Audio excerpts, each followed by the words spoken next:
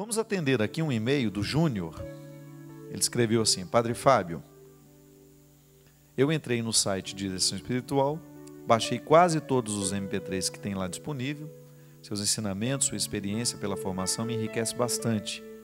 Tenho uma visão religiosa muito próxima da sua e vejo que o meu lado espiritual tem sido cada vez mais elevado. E sinto que para isso eu preciso que o meu humano também cresça e vice-versa. E também concordo muito com a visão antropológica sobre a teologia, que nos mostra que a evolução humana anda junto com a evolução da fé. Lógico, assim como um ser humano que busca conhecimento, tenho também as minhas dúvidas e gostaria muito que o senhor me ajudasse. Qual o limite da ciência em relação à evolução humana e os ensinamentos bíblicos? A princípio, eu me esbarro apenas no Big Bang. Desculpe mais uma vez a minha ignorância. Gostaria de saber se tem problema eu acreditar que existiram dinossauros, talvez não há 65 milhões de anos atrás, porque talvez a Bíblia não foi escrita há tanto tempo. Enfim, como devo encarar ciência, compreendê-la a partir das explicações da evolução, sem que isso venha atrapalhar a minha crença religiosa? É o Júnior que escreve. Veja bem, apesar de é uma questão muito interessante, exigiria muito tempo, Júnior, mas eu acho muito pertinente você falar disso nos dias de hoje. Muitas vezes nós somos bombardeados com perguntas de pessoas que querem entender como é que a fé que vocês professam em Deus pode contrariar o que hoje a ciência já afirma ser verdade. Então, muitas vezes nós ficamos no impasse. Nós acreditamos, mas não conseguimos dar os motivos de acreditarmos desta ou daquela forma. É por isso que o estudo da teologia vai nos ajudar muito no momento em que nós precisamos enfrentar essas pessoas que geralmente não acreditam da mesma forma que nós e querem de alguma maneira desmoralizar o que nós cremos.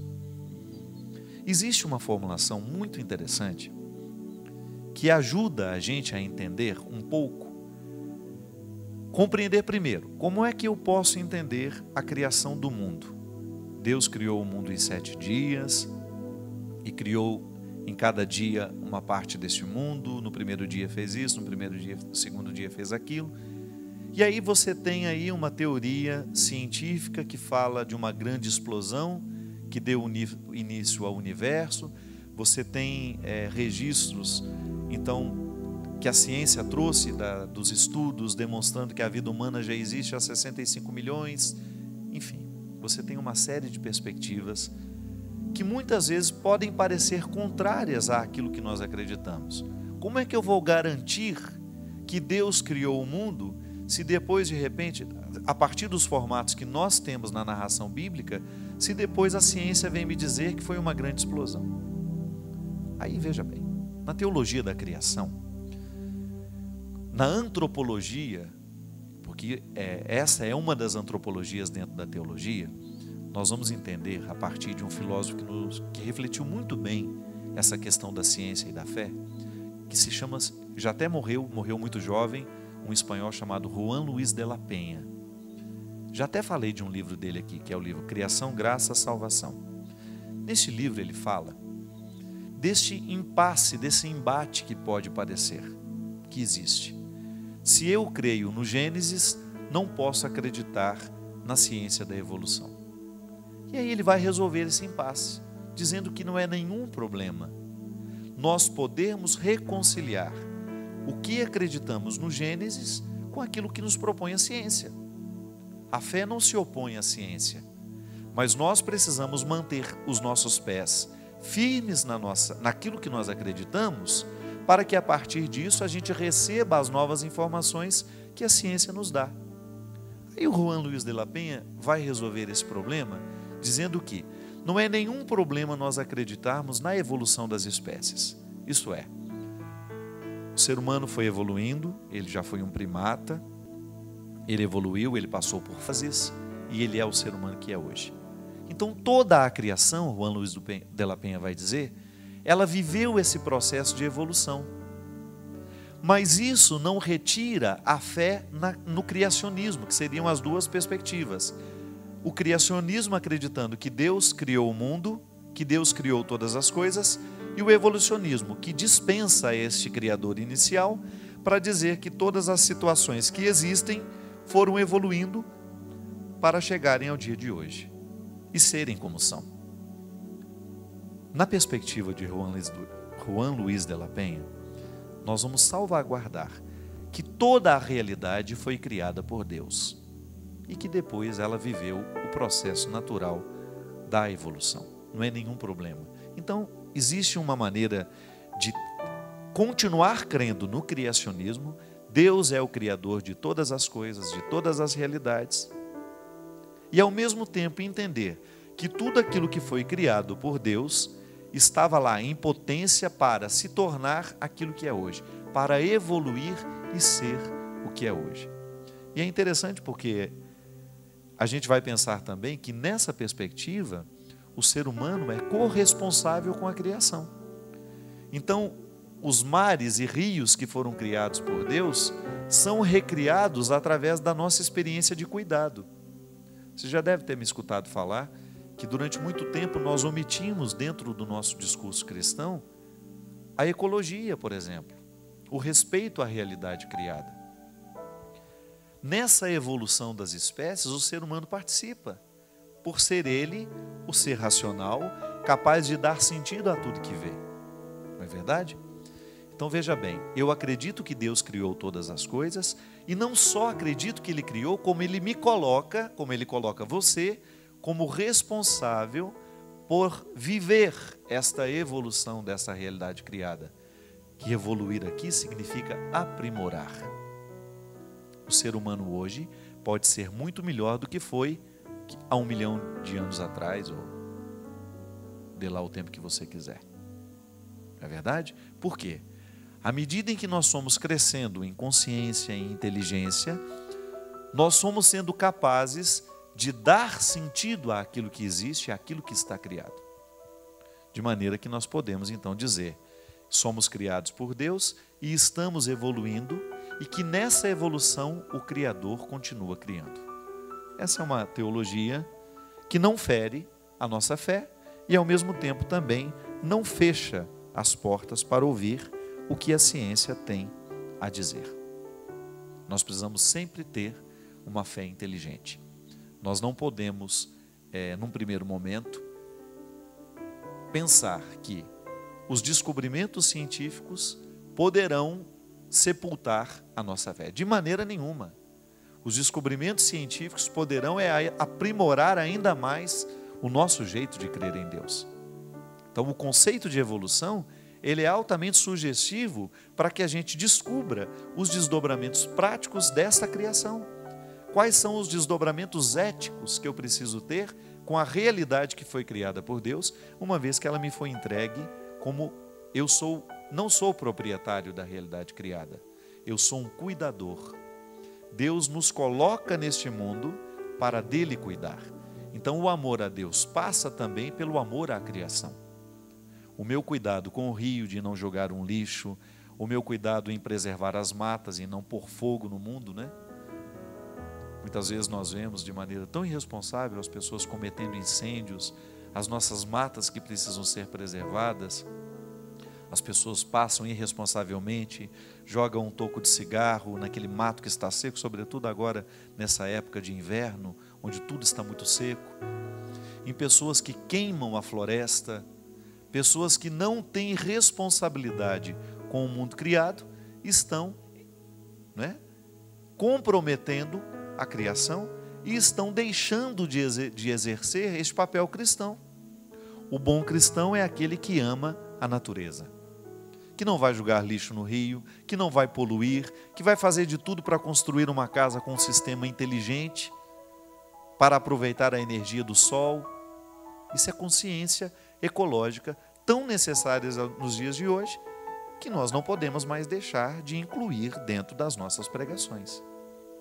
Nós falamos tanto de sexualidade, falamos de tantas coisas, mas muitas vezes nos esquecemos de falar da responsabilidade com a ecologia. Essa é uma lacuna do discurso. precisa ser retomada. E o discurso da evolução nos ajuda, porque se eu não preservo, essa evolução para. A espécie morre, deixa de se tornar aquilo que Deus criou.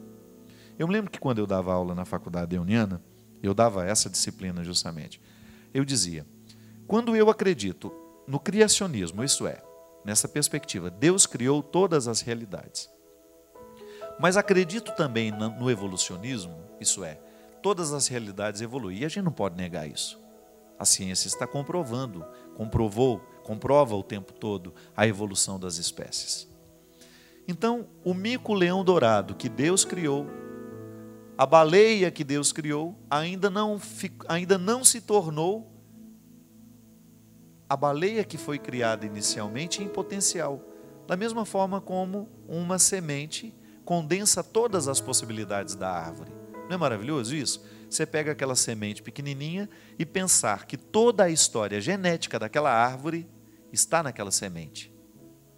Então a gente pode dizer, essa semente é a árvore em potencial. Por que ela é em potencial? Porque ela ainda não é. Ela precisará ser jogada na terra, ela vai morrer ali na terra para germinar a árvore que está escondida naquela semente.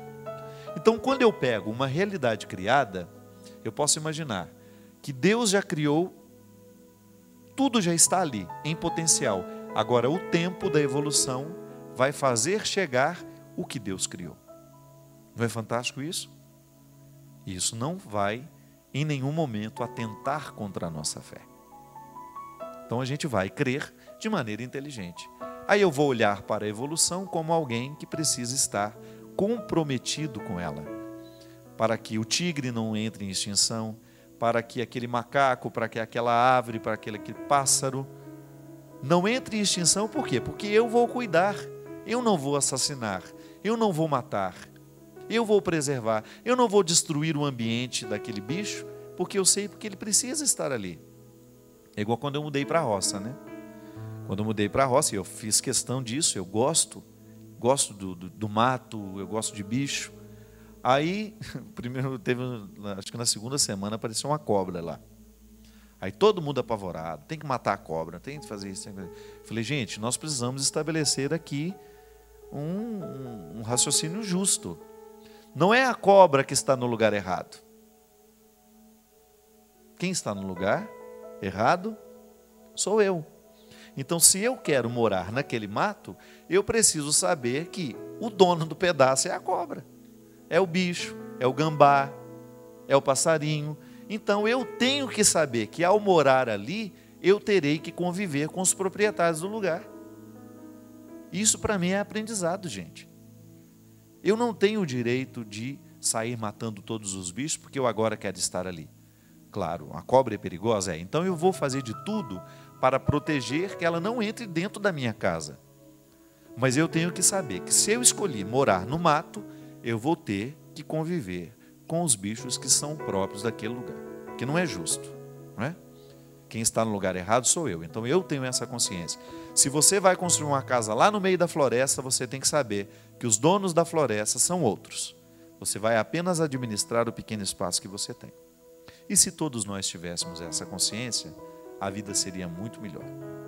Muitas vezes o que falta para nós é justamente essa compreensão do espaço, né? Eu costumo dizer isso.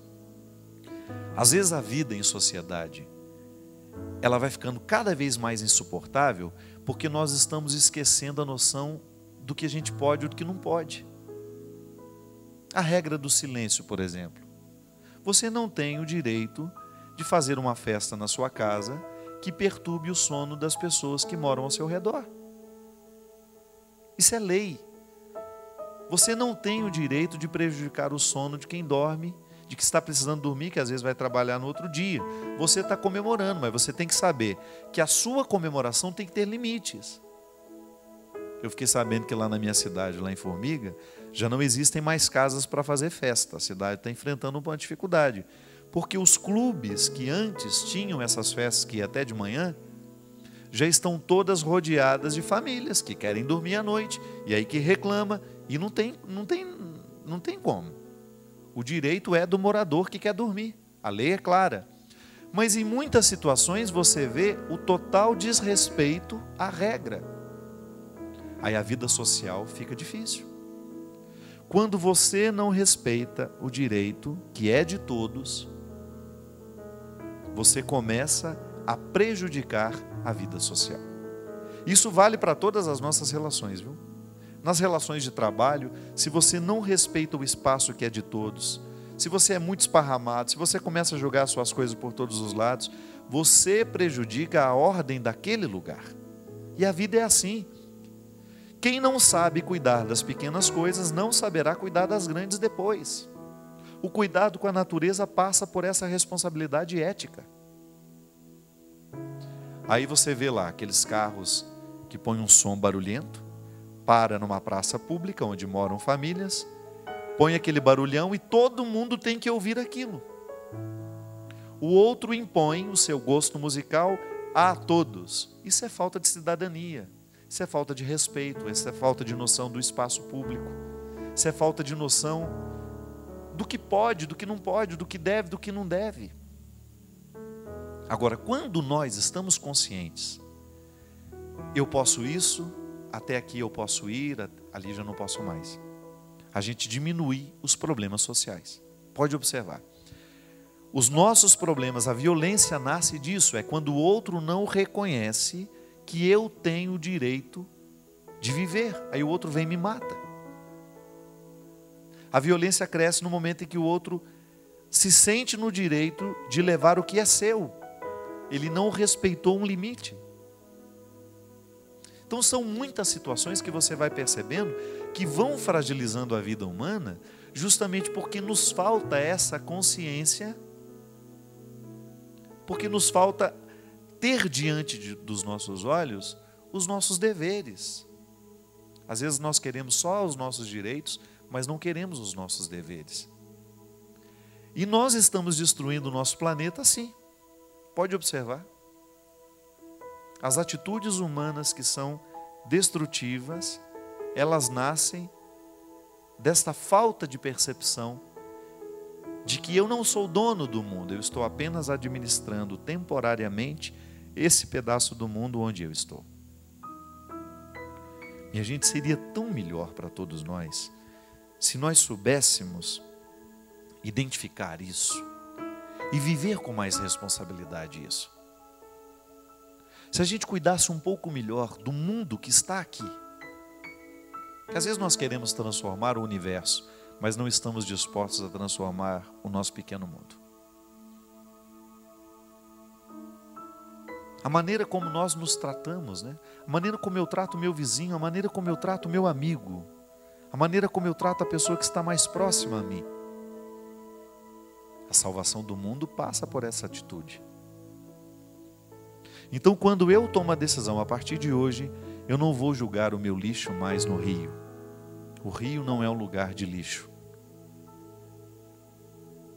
Eu começo a fazer uma transformação, eu vou começar a despoluir o mundo com essa minha atitude. Quando eu decido não jogar mais no outro o meu lixo afetivo, né? Quando eu começo a controlar um pouco mais o meu impulso destrutivo, eu começo a despoluir a vida do outro, que já tem tanta coisa ruim, meu Deus do céu, que já tem tanto peso, né? E às vezes eu vou lá e incluo mais um peso, incluo mais uma situação ruim à vida daquela pessoa. Não. Essa teologia da salvação, inspirada nessa evolução de um mundo que não para de evoluir, precisa nos fazer pensar que o ser humano precisa evoluir para melhor. Muitas vezes nós ficamos entendendo que a evolução humana está nos encaminhando para esse estado de brutalização da alma. Não. Nós precisamos entender que a evolução humana é para nos tornar cada vez mais conscientes, para nos tornar cada vez mais amorosos, cada vez mais respeitosos. Saber identificar no agora da vida qual é a atitude que eu preciso tomar para que esse mundo seja melhor. E aí, vizinho que respeita o vizinho, Isso é tão saudável. É tão bom de ter bons vizinhos. É tão bom você saber que a sua atitude está tornando a sua cidade melhor, a sua vizinhança melhor. Eu, no momento que eu cuido da minha calçada, que eu retiro a sujeira que está na calçada, eu estou diminuindo a sujeira da minha cidade. Quando eu limpo o meu terreno, olha o problema da dengue, meu Deus do céu. O problema da dengue, ele nasce justamente de pessoas relapsas. Muitas vezes, nos criadouros do mosquito, porque a família descuidou, a família julgou, deixou lá uma coisa juntando lixo e choveu, aquela água ficou ali parada, ninguém limpou, e de repente o mosquito encontra ali o lugar para fazer o seu foco, e aí a doença vem, prejudica os vizinhos. Quando falta uma iniciativa pessoal, uma tomada de consciência de que o mundo pode ser melhor a partir da minha atitude, tudo vai ficando danificado. Então, se eu tenho um terreno sujo, lá o meu quintal está cheio de mato, eu corro o risco de fazer daquele um criadouro de ratos, por exemplo, que vão para a casa do vizinho, que está fazendo de tudo para a casa dele ficar limpa. Mas eu, por causa do meu desmazelo, por causa do meu descuido, eu acabo contagiando e fazendo mal a todos que estão ao meu redor. Viu como a realidade é encarnada? Como acreditar em Deus tem repercussões sociais? Aliás, eu fico pensando que se as religiões começassem a ensinar isso, a religião faria um bem danado à sociedade. Precisamos ensinar que crer em Deus nos coloca nesses posicionamentos sérios. Eu preciso cuidar do meu espaço, preciso cuidar da minha vida, preciso cuidar da minha casa, preciso cuidar dos meus filhos. Preciso cuidar do território em que eu estou situado, para que o mundo seja melhor a partir desse território.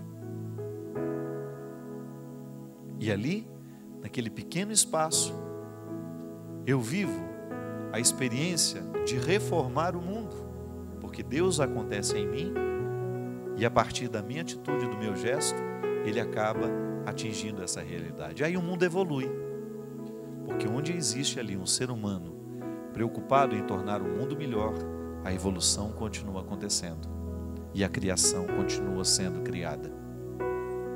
No gesto de amor, Deus recria o mundo.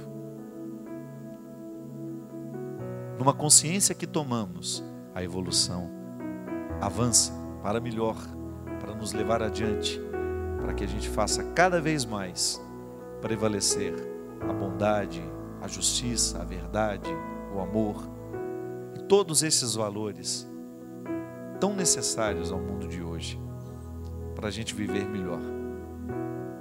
Que esse deve ser o nosso empenho, tornar a vida melhor do que é. Obrigado pelo seu carinho, obrigado pela sua atenção. Se Deus quiser, na próxima semana estamos de volta com o programa Direção Espiritual.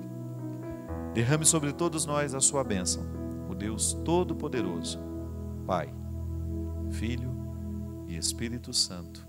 Amém. Nem as torrentes das grandes águas conseguirão apagar esse amor, pois suas chamas são fogo ardente, mais do que a morte, é tão forte esse amor. Nem as torrentes das grandes águas conseguem